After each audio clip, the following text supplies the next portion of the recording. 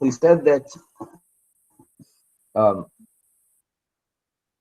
the Echad, and therefore the Halom and Hester that Shem Elokim creates, which results in the Nivra having Yeshus, is not Milim to Shem Havai, because something cannot conceal itself, right? And so, as the Alter says, that once we know that Havayu Elokim, Memelated, consequently know from that my Malvar Tzachas Einoid. There's nothing other than the Abish, because that which gives the rise to the Metzias and the Yeshus, the Nivroim, and seemingly is the bit of Muchlat from Shem Havaya is one of Shem Havaya, so it doesn't conceal it. Okay. Is everyone okay with that holding up till now? Because what the Alter was going to now do is take that and try and like push and refine exactly to what extent the Nivroim don't, to what extent is what he's going to find what Ein Oid really means. So the idea of Havai Elikim, the Shemai Vav Tzachas Ein Oid B'chlos, we're done. Now we're going to get into more pratis, more ba'onik. So I don't want to. If there's anything that's on the fundamentals unclear, I want to really clear that up now before we go forward. So I have to keep coming back to it. Okay, fine. So we are at the fourth to last line, third word, the Einam. So referring to the Shemaim and the Aretz, the Einam Nikras b'Shem Klal, they can't be referred to by name at all. Afilu b'Shem Oid. Shulash and Tafel, which is an expression of secondariness. Kamalik Chazal said, Yehuda L'Kra. There's an expression, Yehuda v'Oid L'Kra. Okay, so I'll explain what that expression means in a second. So the Alter Rebbe is saying this: when it says Ein Oid, what's the pashup pshat of Ein Oid? The pashup pshat of Ein Oid is word Oid means anything more. And the V'Shemayim Ma'or Tachas Ein Oid, there's nothing other than the Eibishter. The Alter Rebbe is here saying it doesn't just mean there's nothing other than the Eibishter. It means that there's nothing tuffle to the Eibishter. Okay. Now, how do we first? The Alter Rebbe gives us a raya that the word Oid, in addition to meaning more, also means something tuffle, something secondary. Okay, and the rai is from the expression in the Gemara, Yehuda v'Oid L'Kra. Okay. So the Gemara is referring to a particular din, and it brings a raya from a pasuk. Then it says, v'Oid, the minhag in Yehuda is also this way. And so the Gemara says, if pasuk, why do you need a raya that the minhag in Yehuda is that way? Right, the pasuk is sufficient. And so the Gemara says, "V'Yehuda v'Oid L'Kra," is that what it's saying the minhag in Yehuda is tuffle to the pasuk. There's the pasuk, and completely secondarily, we're bringing the minhag. But it's not that somehow the minhag is complementing or making up for chasar in the raya that the Gemara brings. Okay. So the idea here being that something that's paid doesn't just mean that there isn't something in addition, even something which lacks any chashivas in comparison to the ikr is still considered to be enough of an additional thing that we're going to be shared in our context, that we say there's elokus, there's only kus, and nothing, not just additional, but even something which is seemingly secondary, necessary, like that expression in Chazal. Now, I don't want to spend too much time on the expression in Chazal, because the author was just bringing about pashtus to show that oid means tafel. The mashal of what kind of tefillos, right? Tafel, there exists many kinds of tafel. What kind of tefillos is the pasuk being shail? In other words, without the pasuk, without saying v'daita yevish v'esel levecha gevayel lekim, what would I think is the status of the Nevi'im that the pasuk is being shown. What is this tafel status? The Alter says you would think it's teguf shu tafel in neshama v'chayis v'seichel. The way the body is tafel to the neshama and the life in the guf, so too I would think that the world is tafel to the Eibishter the way the guf is tafel to the neshama.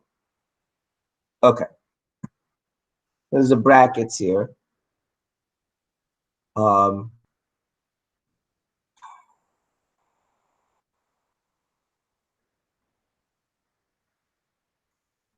I think the easier thing to do is to read and then backtrack with the iyun so we get the flow of the idea. Okay, so skip this on to the next page.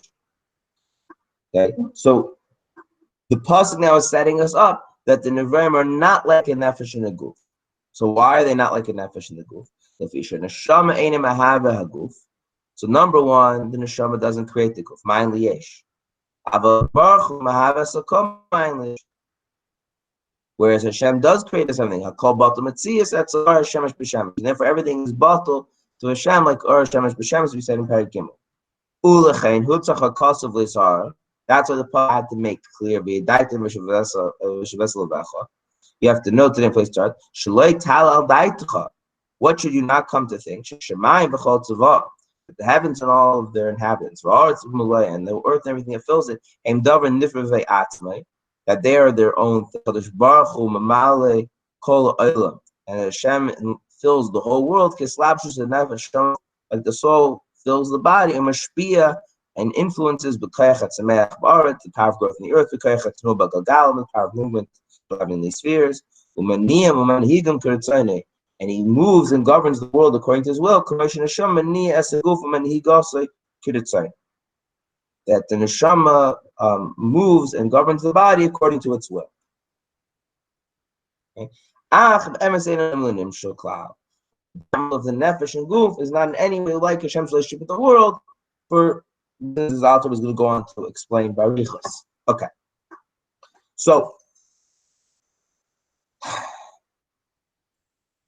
if you recall way back when we first started Perek Aleph, yeah. One of the things that I was emphasizing is that there's a chiddush in Perek Aleph, that the Alter Rebbe is bringing together the ideas of being mechaya and beyave. Do you recall that? Yeah. And here is where he's getting to the consequence of that. So that if that which is mechaya and that which is mahava is ultimately the same thing, then the consequence is you cannot think of the Eibishter in the world having the kind of relationship of nefesh and guf. Okay, so let's step outside for a second. I think we talk about the outside and then get into the text. Why would someone think that the Eibishter has the relationship with the world like a nefesh and a guf? Okay. Is that because the person fails to understand the fact that Hashem created the world yesh ma'ayin? In other words, is it the case that merely knowing that Hashem created the world yesh ma'ayin in and of itself automatically leads you to the maskana for the Alter Rebbe saying? Or is it theoretically possible for a person to say that yes, there's this havas yesh ma'ayin, and nonetheless the relationship of Hashem to the world is like a nefesh and a guf? Do you ever understand what I'm asking? Okay. So if you say that Hashem's relationship to the world is such that his creating the world and his enlivening the world are two different in Yanim. Hashem creates the world. And then, he enlivens the world. Okay? In as much as Hashem is interacting with the world, is enlivening the world, he's relating to the world as if it's a metzias kayemas, as if it already exists. Let's use the example of the nefesh and the goof for a second. It's absolutely the case that the goof is totally bottled to the nefesh, right? I mean, the goof is not a man the or having a say in the matter into what happens. Right? It's not like you have a, it's not like it says in Tanya, zev zeh shoifta, right? The nefesh is absolute bal badishkeit of the goof. So much so that the nefesh doesn't even have to mitzvah to the goof what to do, right? Now, when it's oil in the rotzen of a person to do something, the body does it automatically. Like if you have an eved, you have to actually tell the eved what you want them to do. Even a markava, right? Like a person riding over, they have to somehow send the signal from the person to the horse. The horse doesn't automatically do what the person wants. But the enslapshus of the nefesh and the goof is such that memele the kach, that kach v'kach is what the goof does automatically. Yeah. Therefore, inasmuch as the way the nefesh relates to the goof, it's basically all. Yeah. In what sense is the nefesh relating to the goof as a mitzias noisef, as something separate or something additional, if the goof is completely bottled to the nefesh? In other words, if the nefesh creates the goof or didn't create the goof, and have seen that the nefesh has to take the goof's existence into account in any way. If it doesn't even relate in a manner of interacting of being to the goof. It's simply the goof memela does according to the nefesh. If the goof memela does according to the nefesh, isn't that mean that the goof is entirely batal? So where is the lacking in that relationship that the Alter wants to say? No, ain't no, it means it's not even nefesh and goof.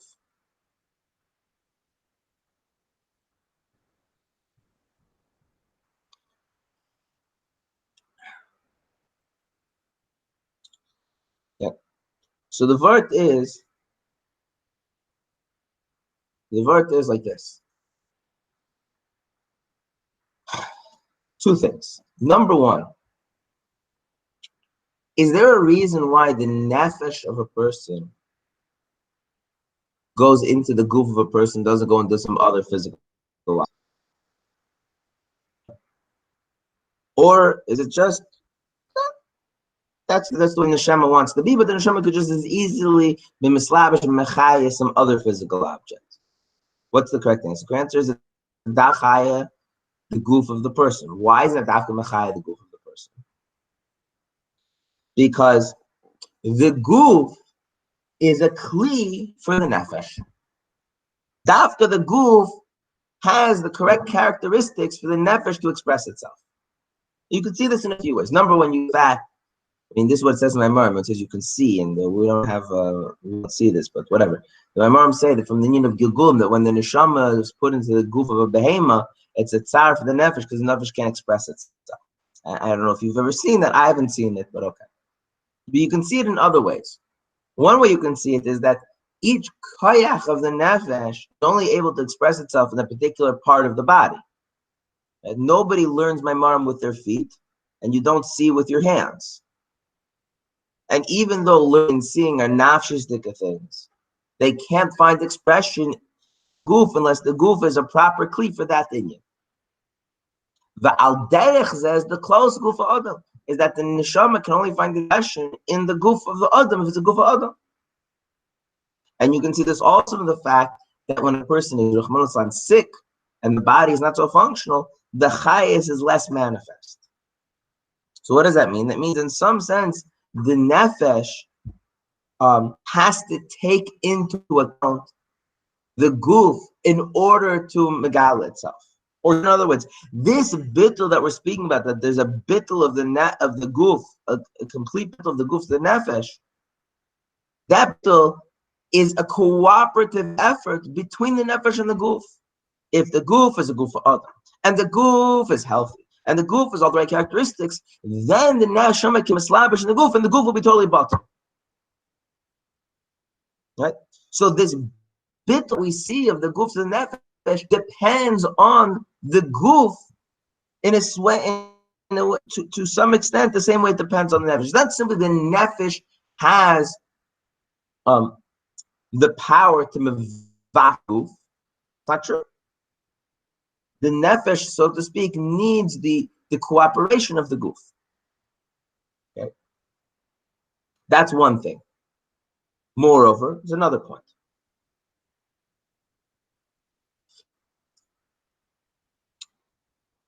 Can there be a guf without the nefesh enlivening it? In other words, as much as we say that the guf is totally bottled to the nefesh, is that bittul intrinsic guf, or is it davar noisif to the guf? And how can you tell if the guf can have existence independent of the nefesh? That means its relationship with the nefesh, something that is being added to the onto its mitzias. Okay. So even though when you look at the nefesh of the guf, you say, "Wow, this has tremendous bittul," right? In as much as the neshama is a slavish in the guf is totally bottled, and it functions kedavar echad. And anybody who's mechalik, as the Frierdiker says, is ad kan tchum guf, kamat chil tchum nefesh, ad kan tchum nefesh, kamat chil tchum guf. Is making a mistake. There's nothing in the life of a person, as long as the nefesh and slavish the guf which is just the guf or just the nefesh. The guf is entirely bottled to the nefesh, but that bittul is depends on the guf, just like it depends on the nefesh. B, that bittul is something that the guf has to happen to the guf. It has to be brought to the guf. The haraya, a person dies, and this is the evidence you can see afterwards. The person dies, it doesn't just disappear. Right? It has its own hishafos, and then in addition to that, there's a nefesh in it. So what could a person think? What could a person think? If a person thinks like this, Taka the Eibusher created the world. Taka the Eibusher created the world. But the thing the Eibusher created, but there's two things. He created the world, and then he has a relationship with the world. The way the Eibusher has a relationship with the world is a davar noisif on the world, on the world. So there's really bedakos here, two things. There's the world kasha atzma, and there's the fact that the Eibusher has a relationship with the world. Is revealed in the world. The Eibusher is expressed in the world. In the world. Number one.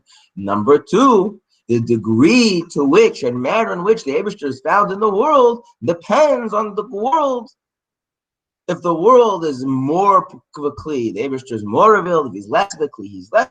If the world is a kli, he can be revealed. If the world isn't a kli, he can be revealed in that way. Okay. And if that's how we think about it, and then what we're saying is that the dakos, in a subtle sense, the world is a davar noisif. The world, there's two things. There's elkus in the world. Yeah. So I think because this is very abstract, it's helpful to put it in context of avodah.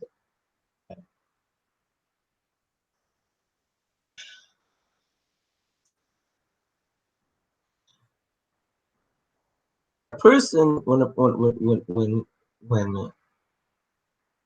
person is living their life, right, and there's height, there's a question, and this is basically what the Alter wants to get to, by the way. There's a question which is like this: what is the relationship between Yiddishkeit and my life? Granted, I believe that the Eibusher created the world, right? Every from a Yid believes that, and I believe the Eibusher is Mechai the world and runs the world, right? And now there's a question: in my life, I live in the world, right? What is the place for Yiddishkeit in my life? What is the natural tendency? Where do most people find their happy, comfortable medium where they live their life? Most from a Yidden. Or as the Rebbe says in Rambam, the Goyish B'Kirbeinu is like this: Avad Eibusher created the world, Avad Eibusher runs the world. Yeah. And in my life, and there's Yiddishkeit.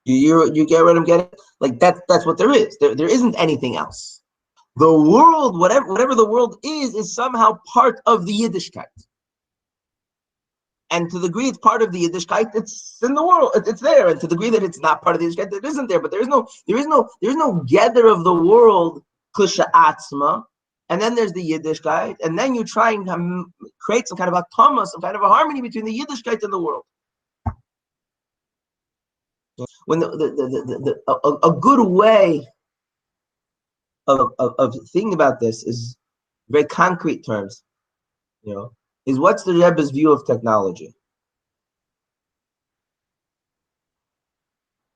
Not the popular view that the Rebbe is pro-technology. What's the Rebbe's view of technology?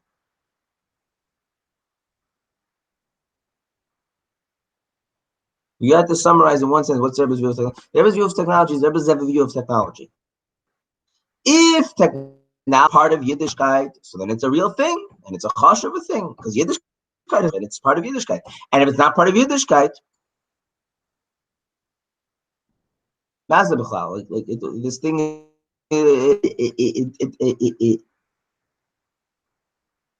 right? In other words, there isn't this idea that we're going to look outside of the Yiddishkeit that's Zachen, things, and then try and figure out how they fit with the Yiddishkeit and how Yiddishkeit fits with them.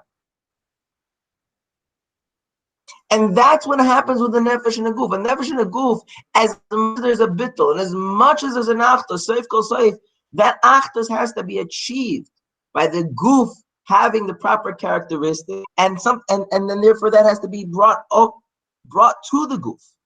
In other words, the goof, seif kol seif, has a degree of independence and a degree of cheshivas separate from the nefesh, which the nefesh needs to take out to achieve this bittul. And so the Alter Rebbe, that's not the way it is with the Eibishter in the world. Okay, so practical example.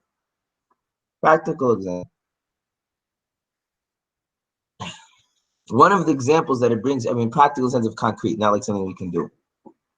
But one of the things that it says here is that you might think that the Eibishter is mashpia into the world, the way it is mashpia in the goof. An example would be the koyach atzmesh ba'aretz, that there's the power of growth in the earth.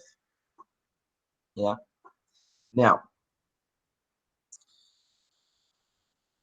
why do we plant? Why would you take good seed that you can eat and bury it in the ground for it to rot? Yeah.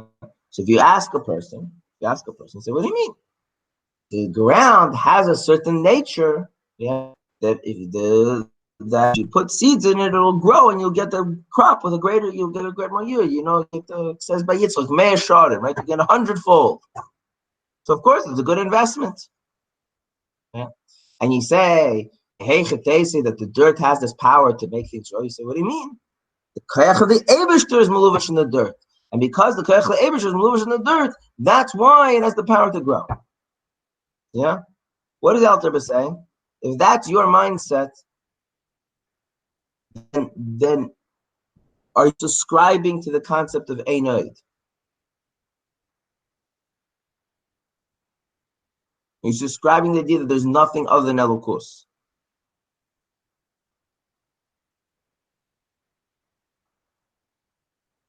Yes or no?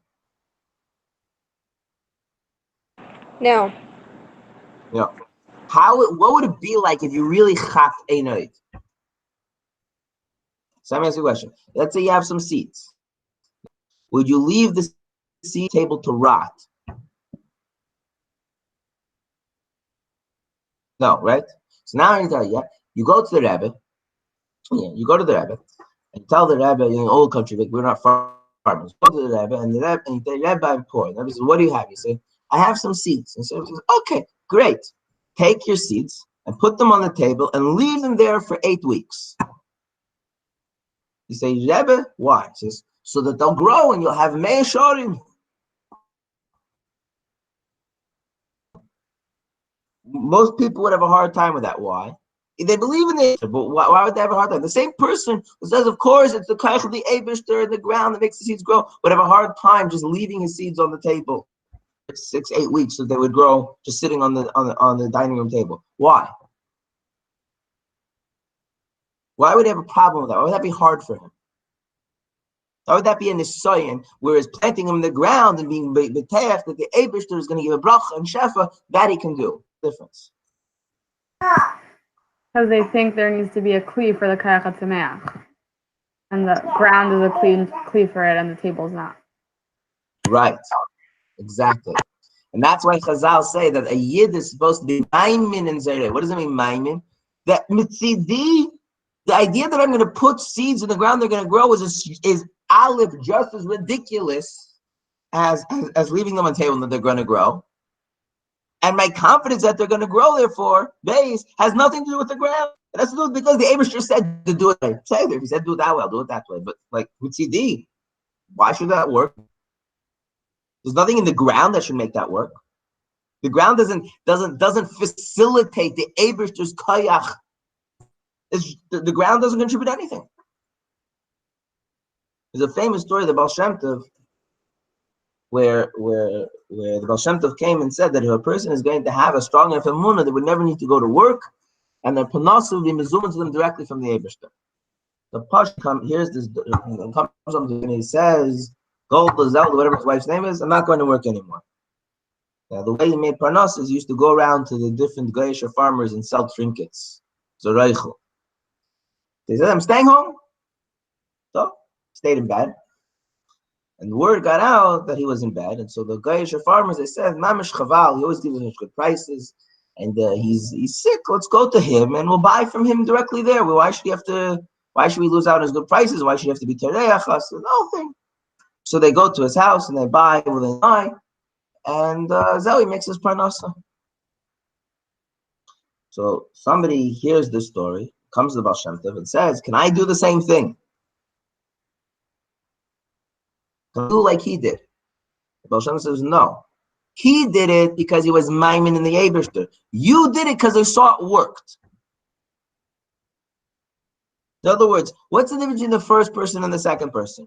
The first person, the Eibishter was enough. The Baal Shem Tov, the Eibishter was out, good enough. The second person needed it to be in a goof. He needed it to take on a certain mitzvah, and then he can accept. Then he could accept. And so what the Alter Rebbe is getting at here is that the idea of Einoid doesn't mean that everything is bottled to Elokus, so there's only Elokus. Because even saying everything is bottled still leaves Dakos the idea that number one, this bittul is a davar nice if it's coming in addition to the gather of the thing itself. And number two, as a result of that thing has some contributing role to play in the degree and kind of that bittul. And so ultimately that means that the world is a limiting force on our connection with the Eibishter. So what's the nafkamina?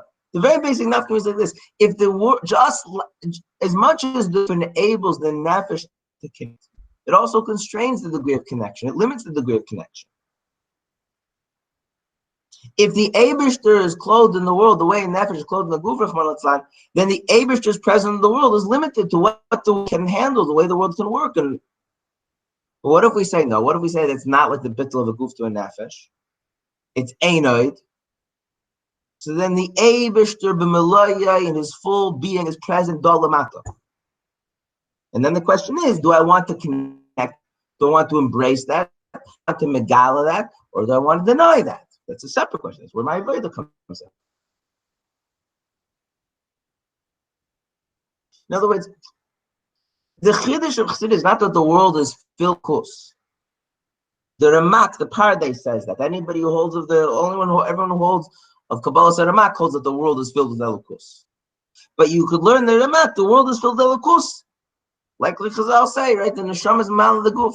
The Eibishter is mamali the world. In other words, to put it in the of Chassidus, what is the Alter Rebbe's meaning chadash here?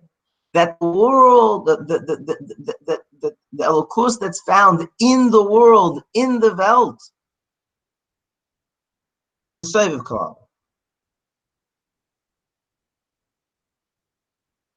right? No, so everyone's familiar, right? That the Malik comments when we talk about how the Eberster is Machai the world like the national goof, and the point is that the Seva comments there in the Lush of Hill Parch is the Seva Mali. It's not, there isn't Mechaya and then there's something else that just keeps the world existing as its own.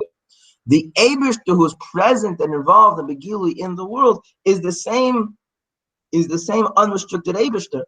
So the world is in no way interference. It's ad kedekach that the world takes on no status whatsoever. It's like Oracle B'Shemesh.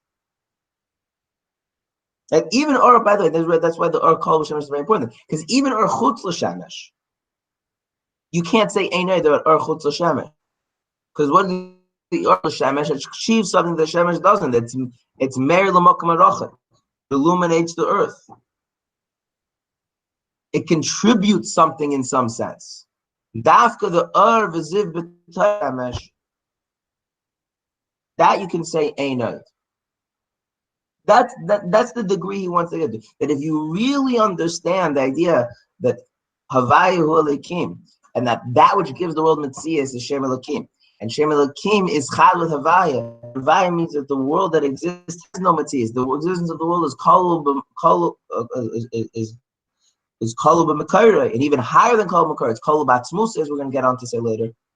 Then that means the end result of that is the world doesn't have any mitzias to it whatsoever that limits the noichichus, the presence of the Eibishter, which is not true about a nefesh and a guf.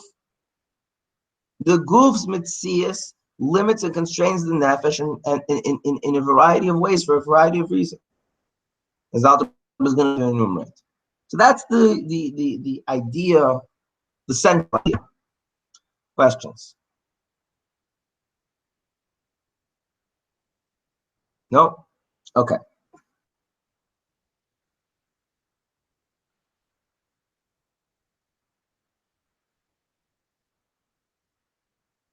Can I show you a chiddush? I didn't see this mefurish anywhere, but I'm pretty sure that it's true. Yeah? So this is like Ad Kan Divrei Rav Kamat Divrei Talmud. Everyone knows there's a chiddush. Everyone knows there's a chiddush of the Baal Shem Tov when it comes to Shkacha Pratis. Yeah. What's the chiddush of the Baal Shem Tov's Shkacha Pratis? That there's Shkacha Pratis even on the Me'ech Tzemech Chai. In other words, everybody holds that there's a Shkacha Pratis on people. What's the extent of a Shkacha? How does it work? Everyone else holds that there's the target of Ashkacha, but Ashkacha Pratis means Ashkacha Pratis on people. Okay, now just very, very quick, what does Ashkacha Pratis mean? Ashkacha Pratis means that what happened to this individual matters in the context of them as an individual, not in the context of them being part of a class. It's a very simple mashal, right? The way we relate to our children is that each one is significant in and of themselves, and it's not that one can be a suit for the other. Whereas when we're dealing with, say, table chairs, we just want something that works. So if this chair doesn't work, we can replace with another chair. It's good. The mind not community. There's no right. The chair doesn't have an identity that has any significance to us. What matters is how it functions in the larger context. Yeah. So Shkacha Pratis means that whatever comes from Shkacha Pratis is Dafka takes an interest in the individual out an individual. Yeah. Okay. So that's why if you all the Rishonim before the Ram, but before all the Rishonim, all the different Shkacha Pratis as being related to Schar V'Einish in some way, shape, or form. That a person is an individual, and a person is Babachir, and a person makes choices.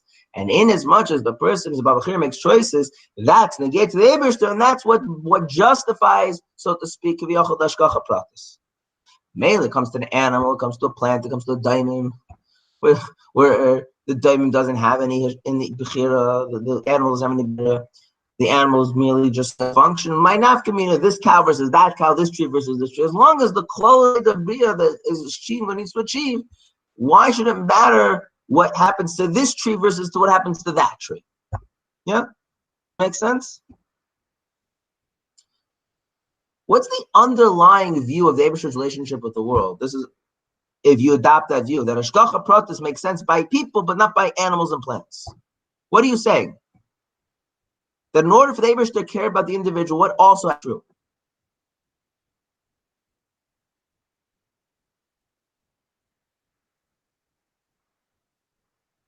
The Eibusher caring about the individual is like nefesh and guf.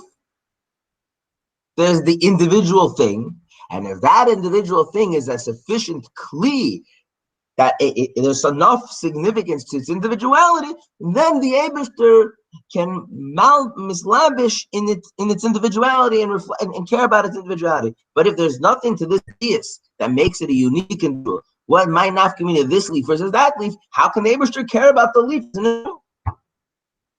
You see, it's the same vart.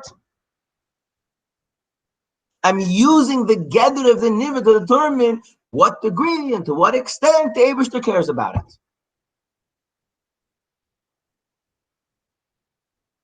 Yeah? So what's the chiddush of the Baal Shem Tov? Is the chiddush of the Baal Shem Tov the Eibusher cares about leaves? Like that's the verse that the Eibusher cares about leaves? No, if we're saying Einoid, then how much the Eibusher cares, how much the Eibusher is munach, how much the Eibusher is present in something is determined legamre based on him and him alone. Yeah. So the ganze Eibusher could be munach in the tnu of a leaf. Why not? She's saying a leaf isn't the kli for that. Since when does anything a kli for the Eibusher? The things aren't kalim. They're kolabatz musa. Which is why, by the way, this leads to another thing. If you notice that the way we speak about Hashgacha Pratis as Chassidim, even when it comes to people, you'll notice that we tend not to talk about Hashgacha Pratis as schar v'einish. We tend to think of Hashgacha Pratis as something that happens before you make your choice, not the thing that happens after you make your choice. You know what I'm talking about? Like Hashgacha Pratis brought you to this so that you can do a vayda, right? You that's how it's presented in Hayom Yom. It's a very interesting thing. It's like people say, well, like, how does Hashgacha Pratis work with Bechir Chavshis? And the funny thing is, like other than Chassidus, what do you mean? How does it work? Like that's the whole premise of Hashgacha Pratis, right? The idea that Hashgacha Pratis is like operating like Chatchila, and then your Bechir comes afterwards is, but that's the whole chiddush of the Baal Shem Tov, is that we're saying the fact that you're in this situation that you're in, yeah, how much of that being in situation is you, and how much in that situation is the Eibusher. And what does the Baal Shem Tov say? Well, and this is what is brought in the Yom Yom. If there's Hashgacha Pratis on a leaf, and that clearly is not based on the leaf, right? The leaf doesn't have together to be Zoichet to Hashgacha Pratis, right? It's not a kli. There's no individuality in the leaf as a leaf that the Eibusher could care about it in that way. The fact that the Eibusher is munach and the leaf is in the mitzad together of the Eibusher, not to do with the leaf.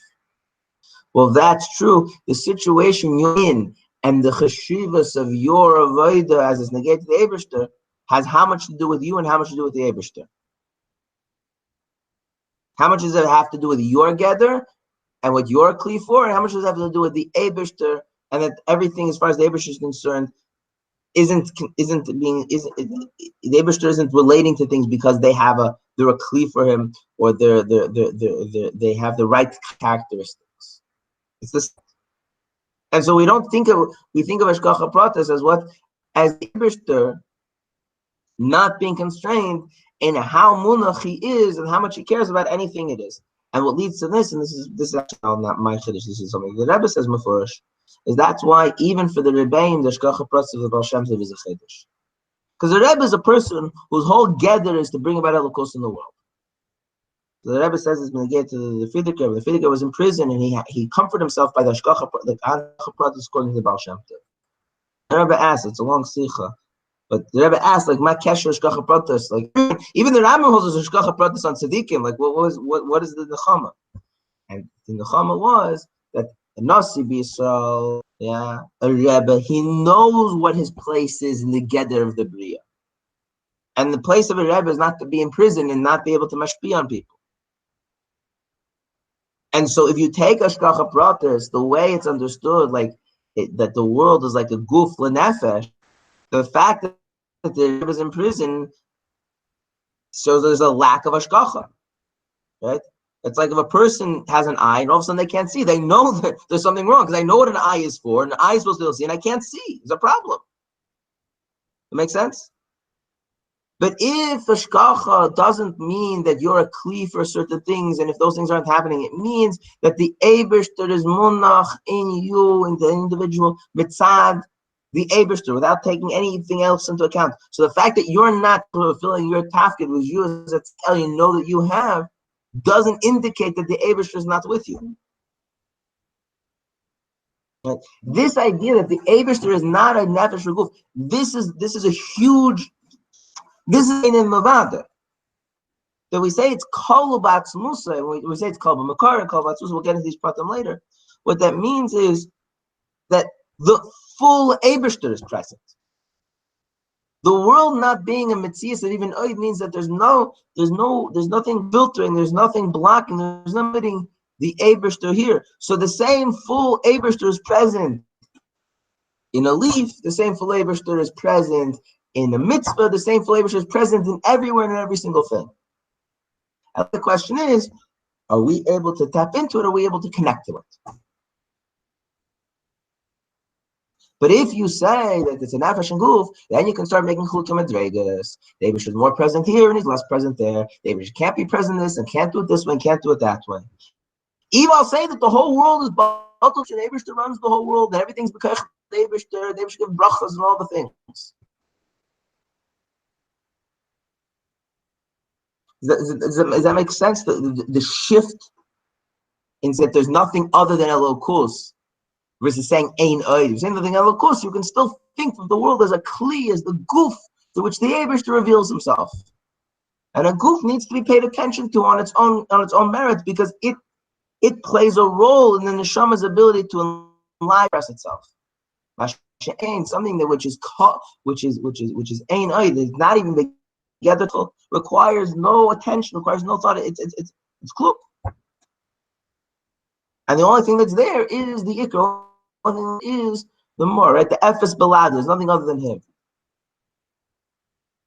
That's the chlolis dikarayin. There's details, there's levels, but I want to make sure we don't lose the shift in thinking from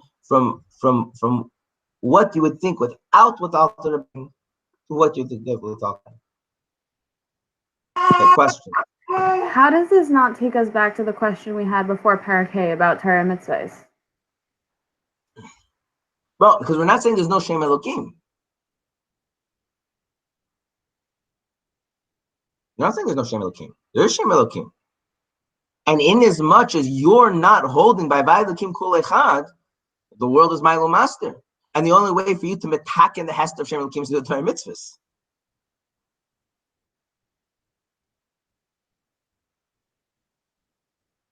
In other words, what can put into place? And this, by the way, the Alter Rebbe says is mafurish in our mind. He says you can misbain from today till tomorrow without actual doing Yiddishkeit. This is going to stay purely philosophical. What is it that allows you to truly have the Alter Rebbe says that you can look at the Maimer in Veschanon V'Daita Hayoim. The Alter Rebbe says what's the difference between the pasuk after Eis Ladas and V'Daita Hayoim? And it says difference between Seviv and Malik. You want to actually know Seviv. You want to have a Tam in Seviv. You want it to be Seviv should be the Emunah, which is Bechinas Eretz, should be Eretz Zavos Chol Davash, should be Geschmack Emunah, and it should be a Emunah that gives you growth and Chayas, right? It's Geschmack is Dvash, and it gives you growth, it's Cholav, right? That it actually should permeate the way you experience life. The Hisbainus on its own doesn't do that for you. You actually need to draw this into your life through the avodah of Torah mitzvahs. Kemuvan mitzvahs, mitzvahs not properly is also not going to work, right? There's a combination thing, but that's So for sure, ain't as much as a person is not holding on the darga of the midas, where the miyuchad with the Eibishter, then it's very nice that the Eibishter is nimsa gamrei poi here now, but that doesn't permeate my experience. And for that, the Eibishter gave us Torah mitzvahs. Torah mitzvahs that are done properly, right? The gili of Ava comes through his baitinus and but yeah, that's whole. So we have to do that avodah, but doing that avodah doesn't make it. It's not like someone once wrote the Rebbe and said, "L'may nafkamina," whether tzimtzum's kapshuta or not. Who cares? I mean, we're not getting into we'll get to tzimtzum later, but it's the same. It's the same thought. And so the Rebbe says very simply. He says, if a person is innocent of the Alpha and the Baal Shem Tov and the Arizal and the Bishim Bar Yochai at the time when he was giving the Idra and the Maimon Har Sinai, right? His whole sense that his life has some kind of tfisas makim, like his mitzvah somehow matters, like what he's doing, like the full extent of the Gilul Elokus to be in that Maimon the Matzv it's Oifen Achar Legamre. Well, if you say it's Tzimtzum Kein Pshuta, then you're at Maimon Har Tzira every.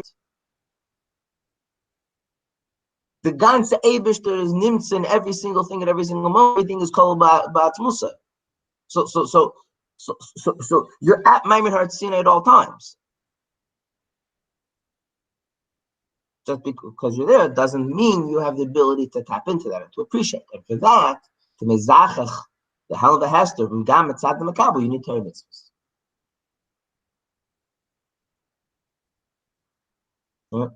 I'll tell you one little thing, more to do with Simpson, but since we touched on it already, there's another view. There's a view of a Talmud of Vilna Gaon, Chaim Volozhiner, found time, and he writes that the truth is that only the Eibishter exists and the world doesn't exist. That's the truth from the Eibishter's point of view. Because what's going to happen if you think about that? You're going to not want to do Torah mitzvahs. Therefore, the pasuk says, "V'yadaita hayom yishav yidiyah ba'alma v'shavos levecha." On your heart, ba'al tisboinin bay. Don't tisboinin us that there's nothing other than Eibishter. Why? Because if you do that, you can say, "What's the point of Torah mitzvahs?" So, what's the Alter Rebbe's version?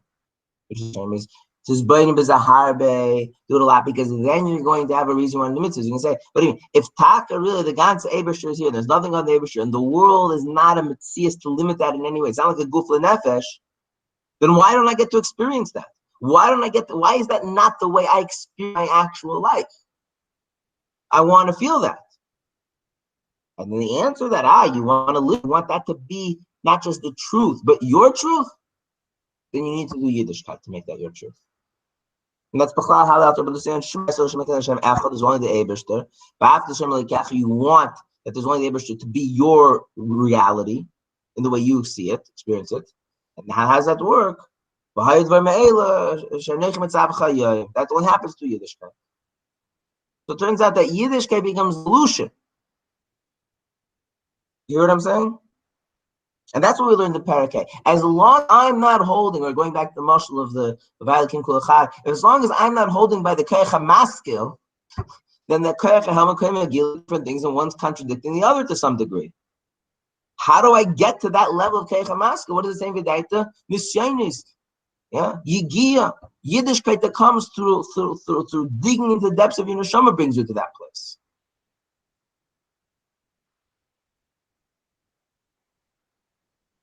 So that's the idea, is that there's nothing mediating between the Eibishter and me. What do you mean? The whole thing is in the Eibishter himself. Our Eibishter in the Eibishter, and the only reason why I don't see that is because I'm not in touch with the Vayalkim Kol Echad, and for me to get in touch with that, I need to be a Yid. I need to live life as a Yid, like the emes. That's the close that. Okay. Next time It's gonna be after Gimel Tam. Next Sunday I can't teach, and then I'm going to the Rebbe for Gimel Tammuz, so I'm not going to be available on Sunday either. So it'll have to be the week of Lefachos. Seder? All right. Have a wonderful week. I'll see you next time. Thank you. Thank you.